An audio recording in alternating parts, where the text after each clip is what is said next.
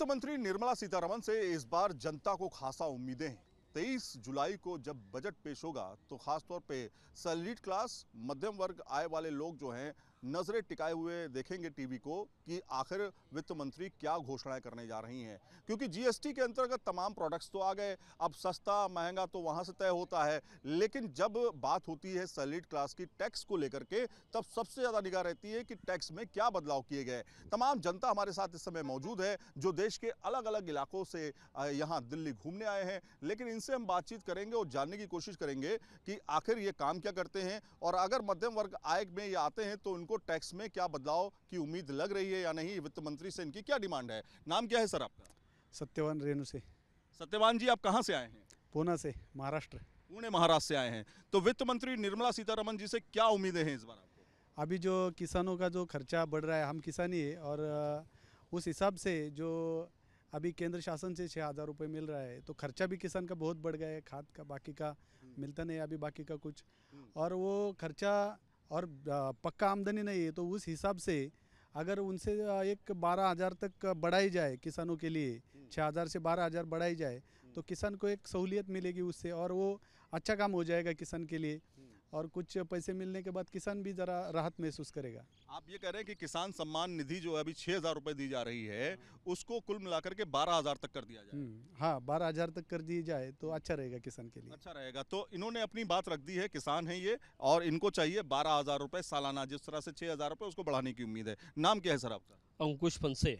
अंकुश जी, आप कहाँ से हैं? आप भी पुणे से? महाराष्ट्र से, पुणे से। तो महाराष्ट्र में आप रहते हैं, क्या काम करते हैं आप? किसान ही हम लोग। आप भी किसान हैं। तो इनकम टैक्स या तमाम चीज़ों से तो आपको लेना देना नहीं होगा क्योंकि किसान हैं आप भी यही सोचते हैं क्या? हाँ, फिर हम भी यही सोचते हैं कि जो किसानों को साल में जो 6,000 रुपये देता है उससे कुछ नहीं होने लगा। 10 या 12,000 रुपये दिया तो किसान लोग थोड़े खुश हो जाएंगे। 6,000 रुपये में कुछ नहीं होता। 6,000 में कुछ नहीं होता, कुछ नहीं होता 6,000 से। अच्छा, 10-12,000 किया तो ठीक हो जाएगा। अच्छा, 12,000 हो जाएगा। तो ये बताइए, नाम क्या है आपका? आकाश सालुंके। आकाश जी, इनकम टैक्स स्लैब की अगर हम बात करें तो इनकम में मतलब क्या आपको लगता है कि छूट मिलनी चाहिए? अभी तक जो छूट मिलनी चाहिए इनकम टैक्स में। जब अभी 2.5 लाख जो है उसमें 5% तो जीएसटी 5% लगता ही है, तभी भी 5 लाख तक बढ़ाया अभी तो उसको कितना आप कह रहे हैं, कितना होना चाहिए? 10 लाख या 5 लाख तक होना चाहिए। अच्छा, मतलब कि अगर 5 लाख का परसेंटेज जो है उसको हटा दिया जाए, हटाना चाहिए। अच्छा, 2.5 लाख का और 5 लाख तक देना चाहिए। टैक्स में छूट मिलनी चाहिए। टैक्स में छूट मिलनी चाहिए। तो ये टैक्स में छूट की सीमा को बढ़ाने की बात कर रहे हैं। नाम क्या है आपका? अरुण कुमार गुप्ता है, झारखंड हजारीबाग जिले से आया हूँ। अच्छा, आप झारखंड से आए हैं। झारखंड में क्या काम, आप भी किसान हैं या? मैं भी एक किसान हूँ। अच्छा, आपके बेटे सर्विस सेक्टर में हैं? नहीं है, सब खेती बाड़ी करते हैं। खेती बाड़ी करते हैं। तो आपकी क्या उम्मीदें हैं? मुझे ये उम्मीद रख रही है, मैं वित्त मंत्री निर्मला सीतारमण जी से किसानों पर सहूलियत दे और उन्हें किसान सम्मान निधि जो 6,000 रुपये मिले इन्हें बढ़ाकर 12,000 रुपये तक कम से कम किया जाए, जहाँ में किसान को एक सम्मान निश्चित हो। अच्छा, जिस प्रकार कम है खेती में लागत बढ़ गए हैं, किसान का लागत भी निकल नहीं पा रहा है। मुनाफा की तो बात नहीं कर सकते, लागत भी निकलना मुश्किल है। खेती भी घाटा हो गया है, खेती करने वाले किसान घाटा वहन करता है। अच्छा, तो ये भी किसान हैं जिनको उम्मीद है कि एक और शख्स है, उनसे भी बातचीत कर लेते हैं। नाम क्या है आपका? रमेश प्रसाद। रमेश जी, आपको क्या टैक्स में छूट की सीमा को बढ़ाने को लेकर के क्या बोल रहे हैं? मध्यम वर्गीय जो परिवार है वो टैक्स देते थे तो हर चीज़ में परेशान है, उसका स्लैब बढ़ाया जाए, और बहुत सी जो आवश्यक सेवाएं हैं, खाद्य वस्तुएं हैं जैसे साग सब्जी है, दूध दही है, उसमें जो जीएसटी मैंने लगाकर सरकार रखी है उसको समाप्त करना चाहिए, आम जनता को राहत देना चाहिए। और जो आवश्यक सेवा फ्री करना जरूरी है।